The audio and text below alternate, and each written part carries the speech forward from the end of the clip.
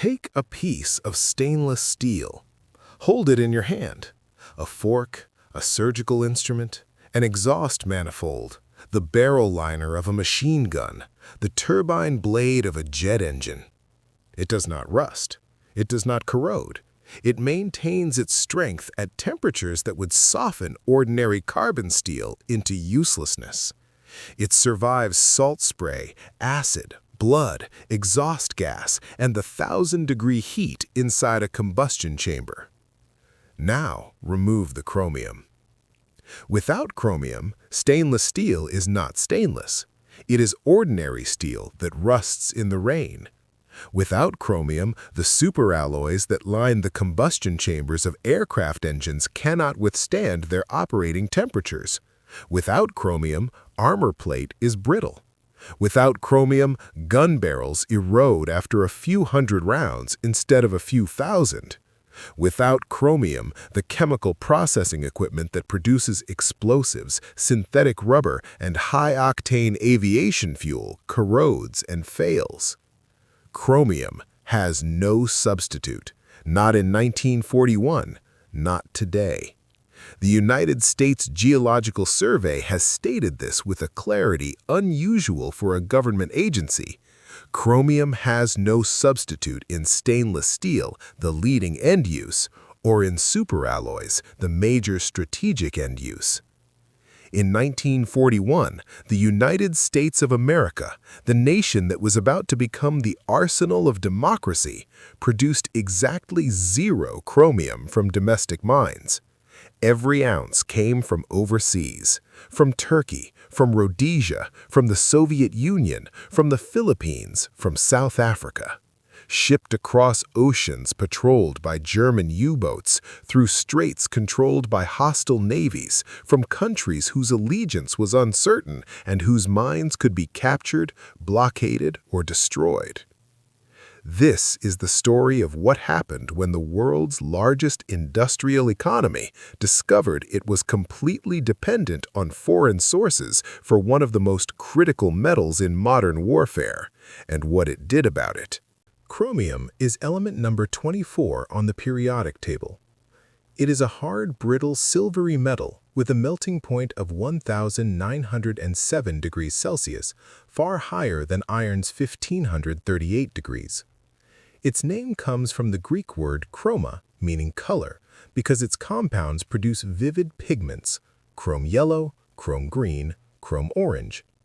School buses in North America are painted chrome yellow because black lettering on that particular shade of yellow is the most visible color combination in the semi-darkness of early morning. But the military significance of chromium has nothing to do with color. It has everything to do with what happens when you dissolve chromium into iron. When steel contains at least 10.5% chromium, something remarkable occurs. The chromium atoms at the surface react with oxygen in the air to form an invisible layer of chromium oxide, a film so thin it is measured in nanometers, yet so tenacious and self-healing that it prevents the underlying iron from ever contacting the atmosphere.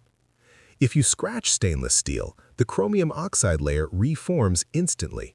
The steel cannot rust because the chromium will not allow oxygen to reach the iron. This is not a coating, it is not plating, it is a fundamental change in the chemistry of the metal's surface, and it is why a stainless steel surgical instrument can be sterilized 1,000 times without degradation, and why a stainless steel exhaust system can survive years of exposure to water, salt, and corrosive gases.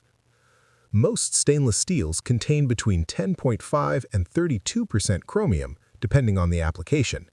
The 18-8 alloy, 18% chromium, 8% nickel, is the most common grade, used in everything from kitchen sinks to chemical processing equipment. Higher chromium alloys, containing up to 32% chromium, are used in furnace parts, heat exchangers, and the combustion liners of gas turbines. Chromium also forms the basis of superalloys, specialty metals designed to maintain their structural integrity at temperatures where ordinary materials fail. During the Second World War, the development of jet engines and high-performance superchargers created an insatiable demand for metals that could survive the inside of a combustion chamber. Chromium was essential to every one of them. And the only mineral from which chromium can be economically extracted is chromite, an oxide of chromium and iron, with the chemical formula FeCr2O4. Chromite is a dense, black, glassy mineral found in two types of geological formations: stratiform deposits, which form in layered igneous intrusions deep in the Earth's crust, and podiform deposits, which form in oceanic crust and are pushed to the surface by tectonic forces. The world's great stratiform deposits are in South Africa, Zimbabwe, and Kazakhstan. The podiform deposits are scattered more widely in Turkey, the Philippines, Greece, Cuba, and, crucially, along the Pacific coast of the United States, from the Kenai Peninsula of Alaska to Southern California, and along the Appalachian Mountains from Vermont to Georgia. These American deposits exist, they have always existed, but they are small, low-grade, expensive to mine, and far from the steel mills that need them. In peacetime, it was always cheaper to buy chromite from Turkey or Rhodesia than to dig it out of a mountainside in Montana. In peacetime.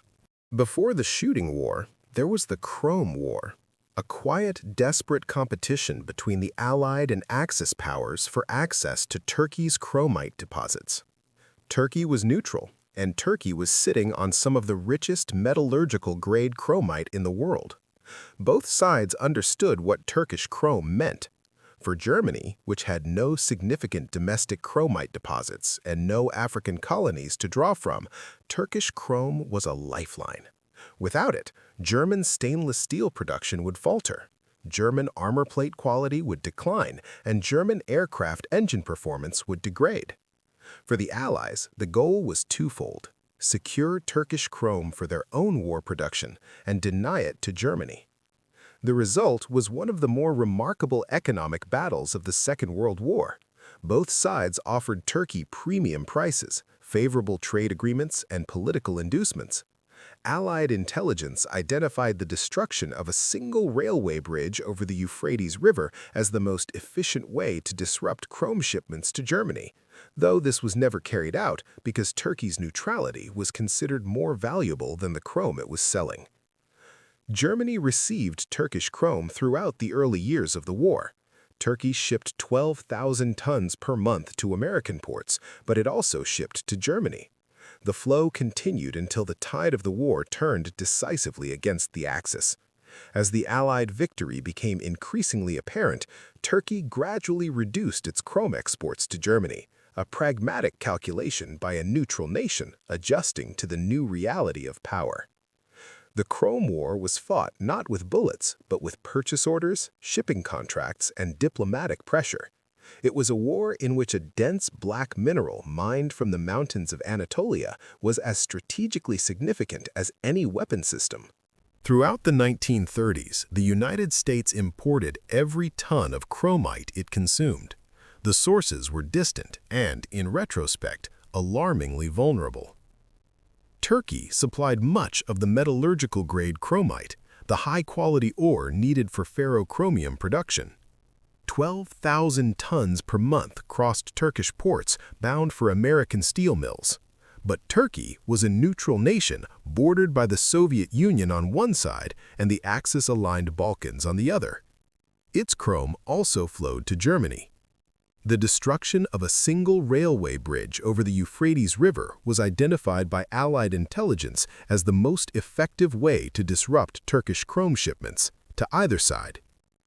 Rhodesia, in southern Africa, supplied another major share. The Philippines provided virtually all of America's refractory-grade chromite, the type used to line the furnaces themselves. The Soviet Union was a significant source of high-grade metallurgical ore.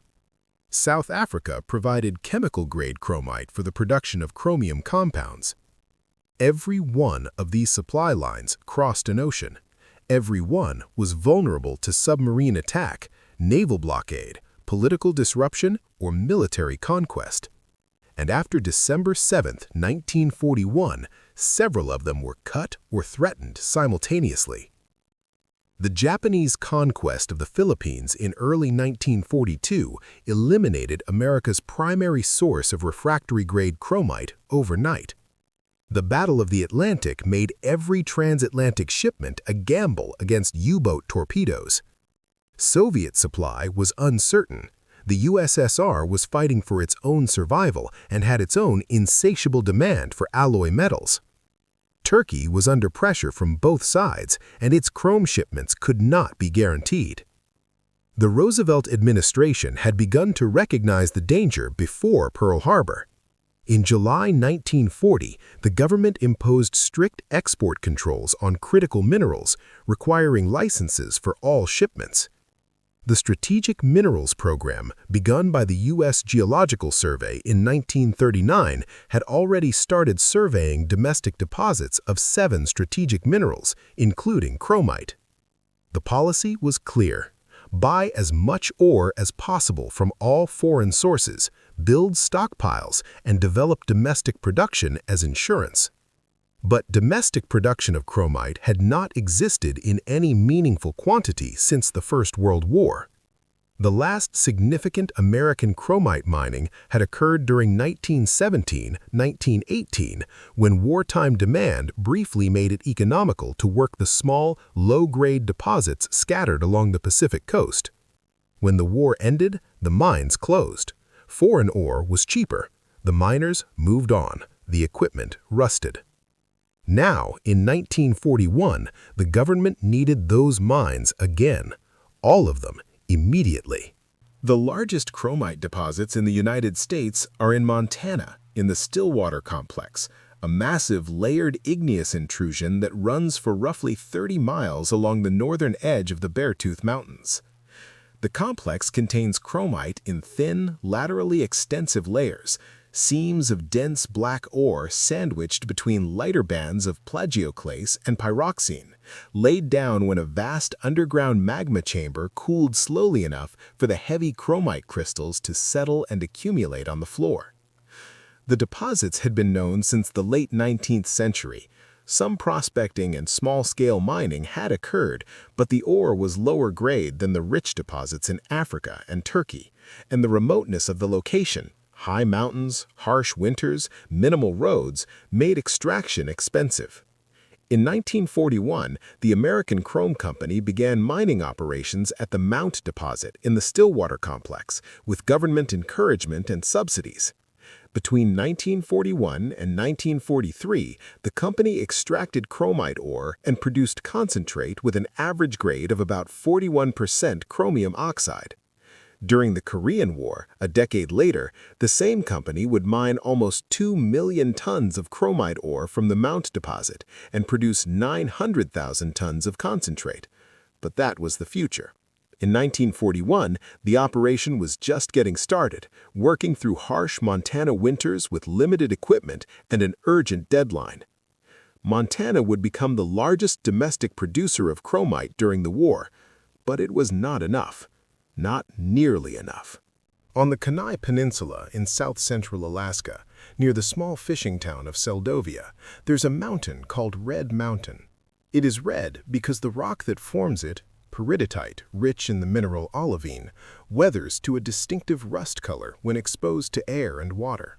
The peridotite is part of the Border Range's ultramafic complex, a band of ancient oceanic crust that has been thrust up and over the continental margin by tectonic forces. This process, occurring over millions of years, brought chromite-bearing rock from the ocean floor to the surface, where it could be found by geologists and mined by desperate men in wartime. Chromium-rich mineralization had been discovered in the Red Mountain area around 1910. Some limited mining occurred during the First World War, then stopped when foreign ore became available again. The deposits sat untouched for 2 decades. After Pearl Harbor, the U.S. Bureau of Mines moved quickly. Geologists drilled more than 30 exploratory holes to evaluate the Red Mountain chromite deposits. They found what they needed: podiform ore bodies containing chromite at 40 to 42% chromium oxide. Not as rich as the best African ore, but rich enough to matter and located on American soil. The Chrome Queen mine opened in 1942. It was not a large operation by global mining standards. The mine produced 6,650 tons of chromite ore between 1942 and 1944. Past investigations identified 31 separate deposits at Red Mountain containing at least 30% chromite. 20 of these deposits were estimated to contain roughly 97,000 tons of chromium oxide. 3 other lower-grade deposits in the area were estimated to host another 1.5 million tons. Mining at Red Mountain was hard. The Kenai Peninsula is remote. Seldovia, the nearest town, was accessible primarily by boat. The winters were long and dark. The terrain was mountainous. The ore bodies were podiform, irregular, lens-shaped pockets of high-grade ore surrounded by barren rock, which meant that mining was unpredictable. A miner might follow a rich seam for 50 feet and then hit nothing. The next pocket might be 10 feet away or 100. But the Chrome Queen produced, and every ton of chromite that came out of Red Mountain was a ton that did not have to cross an ocean patrolled by submarines. A small shaft was also dug at Chrome Bay at the tip of the Kenai Peninsula. Additional small-scale surface mining occurred at nearby deposits. None of these operations were large. All of them contributed. Alaska and Montana were not the only states pressed into service. The podiform chromite deposits that extend along the Pacific coast, from the Kenai Peninsula through British Columbia and down through Oregon and California, were all evaluated and, where practical, mined. In Oregon, chromite deposits in the Klamath Mountains and along the coast had been worked briefly during the First World War. They were reopened. California's deposits, scattered through the Coast Ranges and the Klamath Mountains, were similarly reactivated. Small operations in Washington state contributed modest tonnages. Along the Appalachian Mountains, from Vermont to Georgia, ancient podiform deposits embedded in serpentinite, the altered remains of oceanic crust pushed onto the continent hundreds of millions of years ago, were surveyed and in some cases mined. These eastern deposits were generally small and low-grade, but the principle was the same everywhere: extract whatever could be extracted from wherever it could be found. The government's approach was systematic and deliberate. The U.S. Geological Survey expanded its strategic minerals program to cover chromite deposits across the country. The Bureau of Mines provided technical assistance, drilling, and evaluation. Premium prices were established to make domestic mining economically viable. Without government subsidies, none of these deposits could compete with foreign ore. The War Production Board coordinated allocation of the chromite that was produced, directing it to the uses where it was most critically needed. Peak domestic production was reached in 1943 at 160,000 short tons of chromite ore, containing approximately 48,000 short tons of chromium. This was a remarkable achievement, a tenfold increase from pre-war levels, accomplished in less than 2 years from deposits that the mining industry had dismissed as uneconomical. It was also, in the cold arithmetic of war production, not nearly enough. Chromite ore, as it comes from the ground, is useless to a steelmaker. It must first be converted into ferrochromium, an alloy of chromium and iron, in an electric arc furnace operating at temperatures exceeding 1,700 degrees Celsius. The process is brutally simple in concept and enormously energy-intensive in practice. Chromite ore is mixed with coke, a carbon-rich fuel derived from coal, and loaded into an electric arc furnace. Massive carbon electrodes, each several feet in diameter, are lowered into the charge. Electrical current flows through the electrodes, arcing through the mixture and generating temperatures high enough to reduce the chromium oxide in the ore to metallic chromium. The carbon in the coke combines with the oxygen, releasing it as carbon monoxide gas. What remains is ferrochromium, a dense metallic alloy containing roughly 50 to 70% chromium and 25 to 40% iron, with small amounts of carbon and silicon. This ferrochromium is then added to molten steel in precisely controlled quantities. For a standard 18/8 stainless steel, the steelmaker adds enough ferrochromium to bring the chromium content to 18% and enough nickel to reach 8%. The resulting alloy is poured, rolled, or forged into the shapes required: sheet, plate, bar, tube, wire, forging. The critical bottleneck is not the steelmaking, it is the ferrochromium production. Each ton of ferrochromium requires roughly 2 to 3 tons of chromite ore and enormous amounts of electrical energy. Ferrochromium smelting is one of the most electricity-intensive industrial processes in existence. During the war, American ferrochromium furnaces operated at capacity, consuming every ton of domestic and imported chromite that could reach them. The furnaces ran around the clock. The electrodes, each weighing several tons, were consumed and replaced on a continuous basis. The workers who tended the furnaces worked in conditions of extreme heat, noise, and toxic fumes.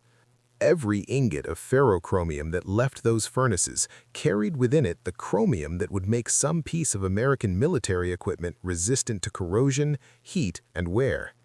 Every ingot represented chromite ore that had traveled from a mountainside in Montana, or a mine shaft in Alaska, or a Turkish port, or an African railway terminal, across oceans, through processing plants, into the electric arc furnace, and out the other side as the alloy that made stainless steel possible.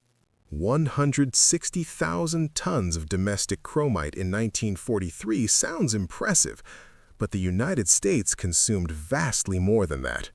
Domestic production supplied less than 10% of wartime needs. The remaining 90% still had to come from overseas. The government's real strategy was not domestic mining alone. It was a layered approach, combining every available tool. First, stockpiling. Before and during the early months of the war, the government purchased and stored as much foreign chromite as it could obtain. The policy of maintaining roughly a 1-year supply in reserve was maintained throughout the war. This stockpile was the primary buffer against supply disruptions. Second, aggressive foreign purchasing. The government bought chromite from every available source: Turkey, Rhodesia, South Africa, the Soviet Union, Cuba, Brazil, wherever it could be found.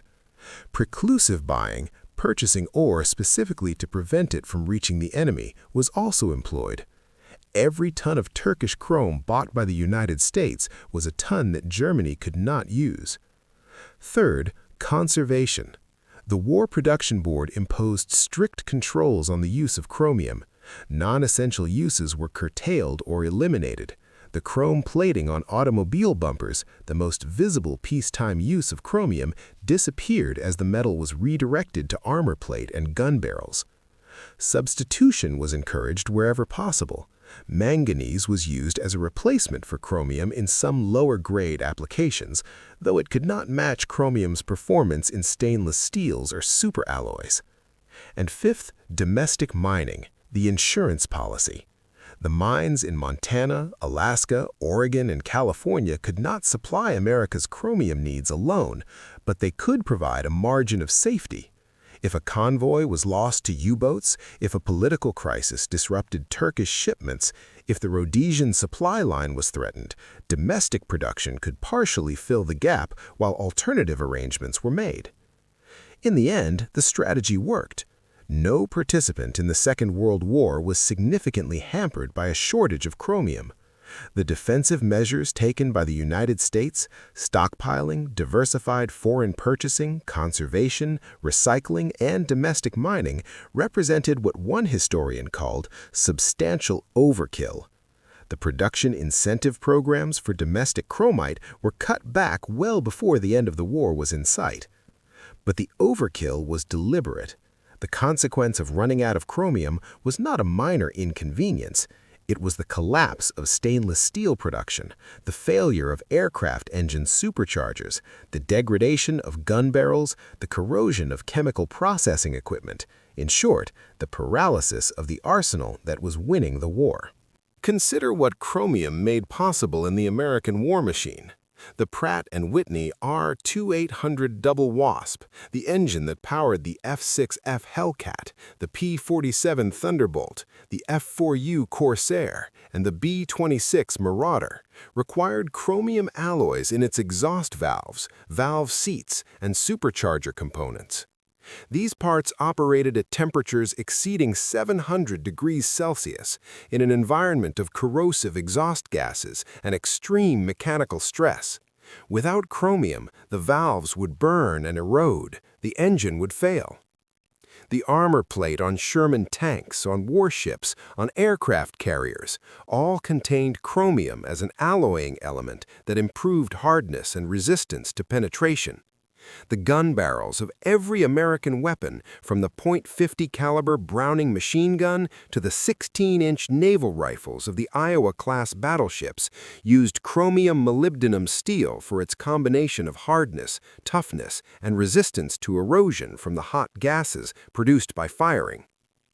The chemical processing equipment that produced TNT, synthetic rubber, 100-octane aviation fuel, and the dozens of other chemical products essential to the war effort relied on stainless steel vessels, pipes, valves, and fittings that could withstand corrosive acids and high temperatures without degradation. The surgical instruments used in every field hospital, every operating room, every aid station, stainless steel, containing chromium. The mess kits, the canteens, the food processing equipment, stainless steel. Even the ball bearings in aircraft engines and gun turrets used chromium steel for its hardness and wear resistance. Chromium was not a weapon, it was the metal that made weapons possible. The American struggle for chromium had a mirror image on the other side of the war. Germany entered the conflict with substantial stockpiles of strategic metals accumulated during the rearmament years of the late 1930s. But Germany had no domestic chromite deposits of significance. Its primary sources were Turkey, the Balkans, and captured territories. As the war progressed and the Allies tightened their economic blockade, Germany's chromium situation deteriorated steadily.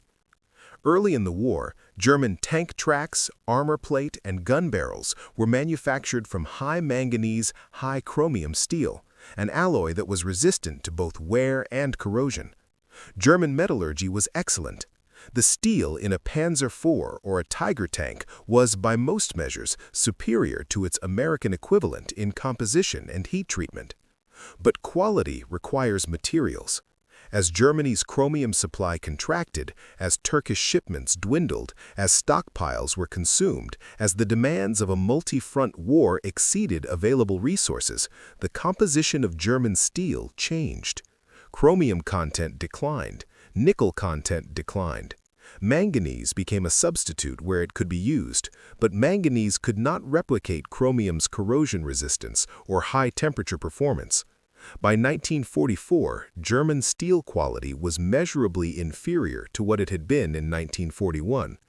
The alloy content varied from batch to batch, factory to factory, depending on what materials were available at the moment of production. This was the hidden war of attrition, not the dramatic loss of a battleship or the destruction of a factory, but the slow, invisible degradation of metallurgical quality that weakened every weapon, every vehicle, every machine tool in the German arsenal. A tank that rolled off the production line in 1944 was not the same as one built in 1941, even if it bore the same designation. The steel was different. The chromium was gone. America's chromium strategy, stockpiling, diversified purchasing, domestic mining, conservation, recycling, ensured that American steel quality remained consistent throughout the war. The stainless steel in a 1945 Corsair engine was the same quality as the stainless steel in a 1942 Corsair engine. The American arsenal did not degrade. This consistency, invisible to anyone who was not a metallurgist, was one of the quiet advantages that contributed to Allied victory. When the fighting stopped, the domestic chromite mines closed. Foreign ore was cheaper, higher grade, and available in quantities that American deposits could never match. The Chrome Queen mine on Red Mountain shut down in 1944. The Montana operations wound down. The small mines in Oregon and California returned to silence. The mines reopened briefly during the Korean War, when the same strategic anxieties resurfaced. The American Chrome Company returned to the Stillwater complex and mined nearly 2 million tons of ore. The Chrome Queen reopened from 1952 to 1957, this time driven partly by the post-war appetite for chrome-plated automobile bumpers. Then they closed again. By 1961, the last domestic chromite mining in the United States had ceased. It has never resumed. Since 1962, the United States has met its chromium needs entirely through imports and recycling.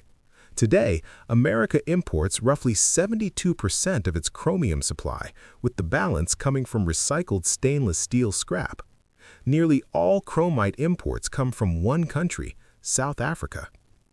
The National Defense Stockpile, created after the war to prevent a recurrence of wartime mineral dependency, accumulated roughly 1.9 million tons of chromite.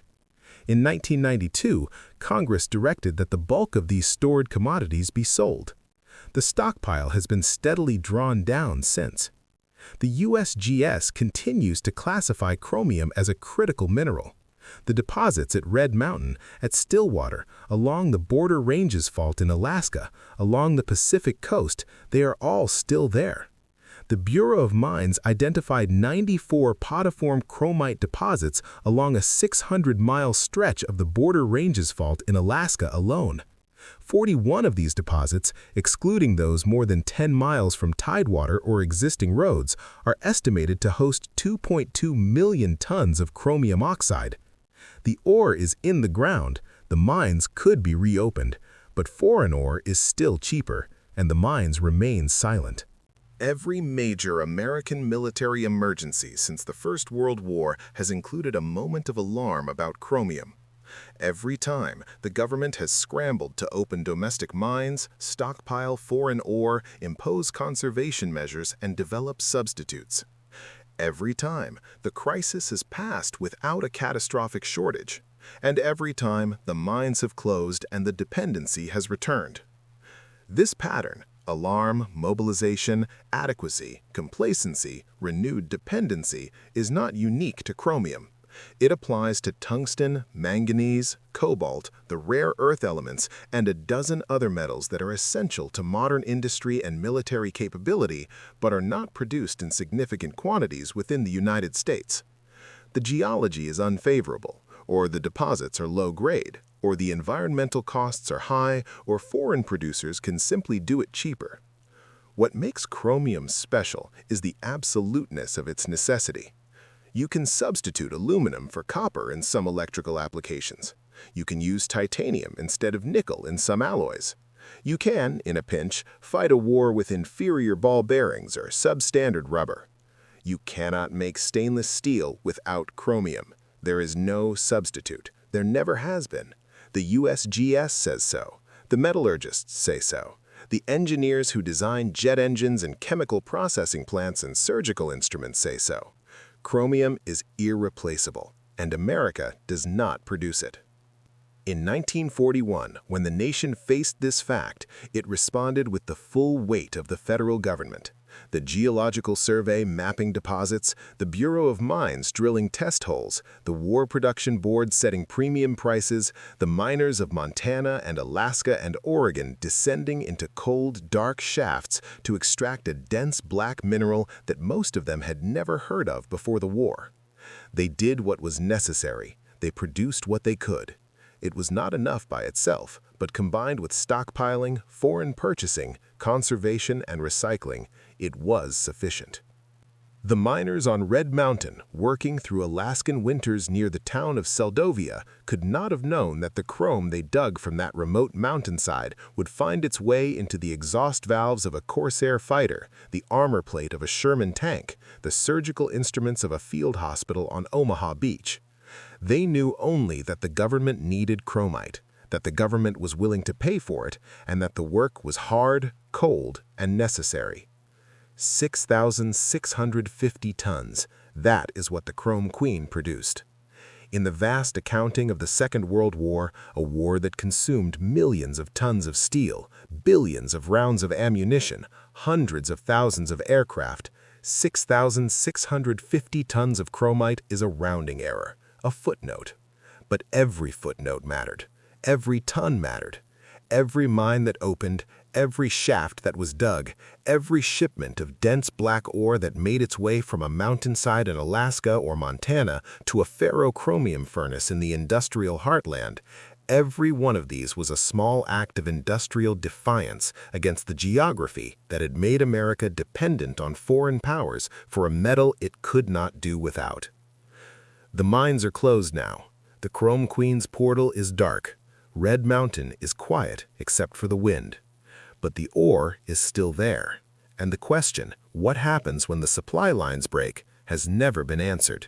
It has only been deferred. Here is what Chromium teaches you about war. It teaches you that wars are not won only by the things you can see, the tanks, the aircraft, the ships, the soldiers. They are won by the things you cannot see. The invisible film of chromium oxide, a few nanometers thick, that prevents a turbine blade from corroding inside a supercharger. The 18% of chromium dissolved in every piece of stainless steel in every field hospital, every chemical plant, every aircraft engine in the American war machine. The dense black mineral dug from a mountainside in Alaska by men who had never heard of chromium before the government told them to go find it. Wars are won by logistics and chemistry, by the ability to procure raw materials, transport them across oceans, process them in furnaces, and deliver them to factories that convert them into weapons. Chromium is the element that makes this possible, not because it fights, but because it endures, it resists, it protects. It prevents the slow, invisible destruction that corrosion and heat and wear inflict on every piece of metal in the industrial chain. The men who mined chromite at Red Mountain and the Stillwater Complex were not heroes in the conventional sense. They did not storm beaches or fly bombing missions. They descended into dark shafts, drilled into hard rock, loaded ore into carts, and hauled it to the surface. They did this in winter cold, in mountain remoteness, for government wages that were better than peacetime mining, but still hard-earned. They were doing what the arsenal of democracy required. They were extracting an element that has no substitute from deposits that had been dismissed as uneconomical in a country that had allowed itself to become completely dependent on foreign suppliers of a metal it could not do without. America had no chromium in 1941. By 1943, it was producing 160,000 tons of domestic chromite per year. Not enough, never enough, but enough to serve as insurance against the catastrophe that never quite arrived. The catastrophe did not arrive because of the stockpiles, the foreign purchasing agreements, the conservation measures, the recycling programs, and the men in the mines. All of them together, working as parts of a system designed to prevent a shortage that could have paralyzed the American war effort. The Chrome Queen is silent now. Red Mountain is quiet. The Stillwater Complex is mined today for platinum and palladium, not chromite. America still imports every ounce of chromium it uses. The question remains open. The ore remains in the ground, and chromium, element 24, remains what it has always been: irreplaceable.